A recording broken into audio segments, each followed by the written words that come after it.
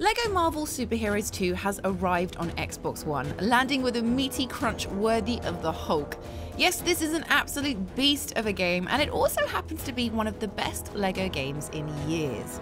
Join me as I throw away my everyday clothes, don my spandex, and talk you through 7 reasons the game blew me away. Okay, to kick off, whoever designed LEGO Star-Lord needs a raise. The plastic version of the Guardians of the Galaxy's cocky hero is a stunning recreation, right down to his choice of mixtape. Yep, whilst his jetpack and laser blasters are useful, it's his musical taste that makes this character special. Hold down B and he pops on his headphones and starts grooving to his favourite beats. The song is random. Sometimes it's Come and Get Your Love from the first film soundtrack. Sometimes it's a banging bit of Electric Light Orchestra from film number 2. Look how gracefully those hips swing from side to side. I can't believe that lump of plastic moves better than me. Best of all, groove your way towards enemies and they'll be caught up in the moment. Almost seems a shame to bust up this dance party with some grievous bodily harm. I could honestly watch this animation for hours. Best not though, there's 6 other points to come in this video. LEGO Marvel Superheroes 2's story revolves around Kang the Conqueror, using his evil powers to create a new city called Chronopolis, built out of loads of other Marvel worlds. So you can expect to find a chunk of present-day New York sitting next door to Black Panther's Wakanda Kingdom. Continue up the road and you're suddenly in medieval England, or the alien arena of Sakaar, which is where Thor and the Hulk duked it out in the recent Thor Ragnarok.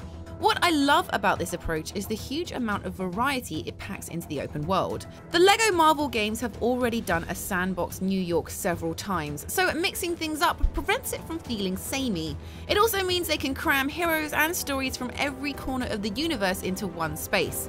The LEGO Avengers game let us visit some of those locations before, but you had to journey through loading screens to get there.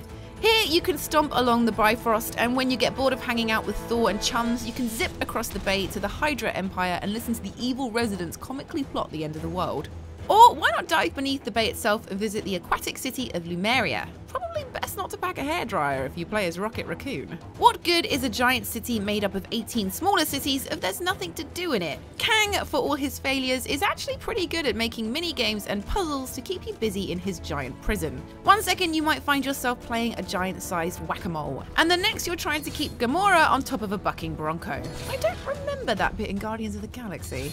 I also found a strange new craze sweeping the alien lands called Hexagon Blitz. It sounds like Marvel's answer to Candy Crush and is good for an easy gold brick. Other activities are maybe more questionable. I mean, would the Avengers really help Hydra goons rebuild their giant skull picture? I think Captain America would be a bit sore about that. And once you've scoured the land doing all these side tasks, you can face the Kang quiz machines to test how closely you were paying attention. I've been playing for 30 hours and I'm still finding new weird stuff to do. It's an impressively stuffed world.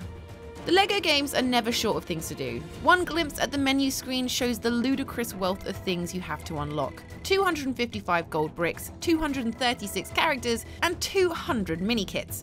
But LEGO Marvel Superheroes 2 doesn't call it a day there. Beyond the 20 campaign missions, you can find bonus levels hidden around Chronopolis. These bonus quests are managed by Gwenpool and triggered by helping out sets of characters in the overworld. For example, if you help out King Arthur in the open world, followed by Merlin's side mission, you'll unlock a Gwenpool level where the 2 legendary figures venture into a castle death trap to fight Morgan Le Fay. It's an adventure that wouldn't quite fit into the main story, but it's great that we still get to play it. Or if you track down Squirrel Girl and her friend Chipmunk Hunk, you get to clean up criminal scum making trouble at a local picnic. When I woke up this morning, I did not predict that I'd end up watching a robot squirrel fire Acons at MODOK. The best thing about these levels is that some also hide pink cheat bricks, which hide some of the game's crazier cheat modifiers. There are 10 of these levels to uncover, so I'd better get back to it. I really can't heap enough praise on Traveller's Tales animators. The way they capture the spirit of a character and funnel it into a tiny plastic body is nothing short of miraculous. The game has 236 characters to unlock, so I've picked out a couple of my favourite additions. First up is Doctor Strange, who gets a big role here off the back of his recent film. And he does everything you'd want Strange to do. He flies, fires mystical energy, pulls down objects with his magic leash thing, and can perform level-altering spells by tracing mystical ruins. The guy even doubles as a portal gun as he conjures doorways for his less magically inclined teammates to wander through. I also love Miss Marvel and her crazy rubber limbs. She can inflate into a ball and stretch out her limbs to smack criminals about. It brings a whole new meaning to the long arm of the law. She can also shrink down or turn into a giant. Frankly, I could just hammer the attack button and watch her crazy arms slingshot about the screen all day. Oh, and she can crush men like a boa constrictor. My kinda gal. Another character with shrinking powers is Ant-Man. He gets a special mention for this attack where he flies up the enemy's sleeve, causes all kinds of irritation, and then punches them in the face. I'm also pretty new to the world of Inhumans, but based on the strength of Lockjaw, it's clearly something I need to look into. I mean, look at this guy. He can teleport through dog bowls for crying out loud. He also licks goons to death, which is adorably violent. Oh, and a quick shout out for Fin Fang Foom for growing into the size of a house and making it extra easy for me to smash up park benches and get them sweet, sweet studs. Thanks, Fin Fang Foom. I better stop there or I'll end up doing all 236. Now, I know that Spider-Man appeared in previous LEGO games, but I'm constantly blown away by what a good job Traveller's Tales did of turning Peter Parker into plastic. For starters, there's the basic transformation. As Parker, you're a harmless dweeb, stuck firmly on the ground with nothing but a camera to flash in the eyes of evil. I mean, a badly framed photo can be upsetting, but it's not doing much to stop Green Goblin in his tracks. Hold down the Y button and he springs into Spidey mode. Just like that, the sky becomes your playground as you sling your web from rooftop to rooftop. What makes this so special is how well swinging translates to the controls. One stick controls your direction, the other stick controls your height.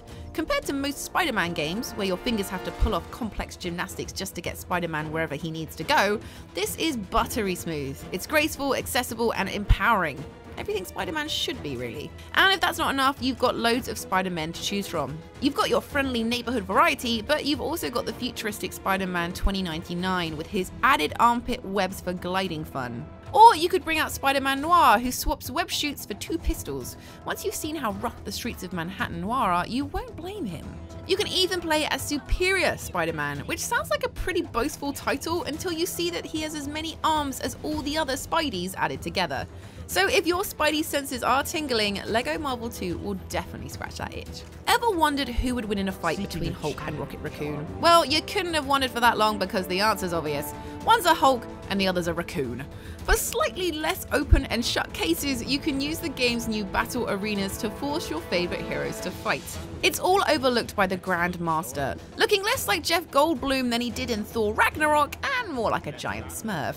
This multiplayer fighting mode has 2 variations, one where you paint the arena floor in your team's colours before banking the points in a central vault. But our favourite mode is the one where Infinity Stones rain down on the match, giving whoever grabs one a massive advantage in battle.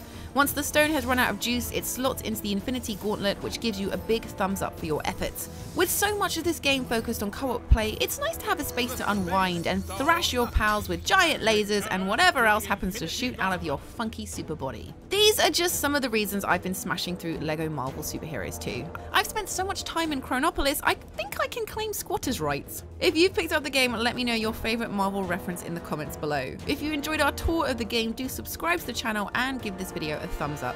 I'll see you again soon. Bye!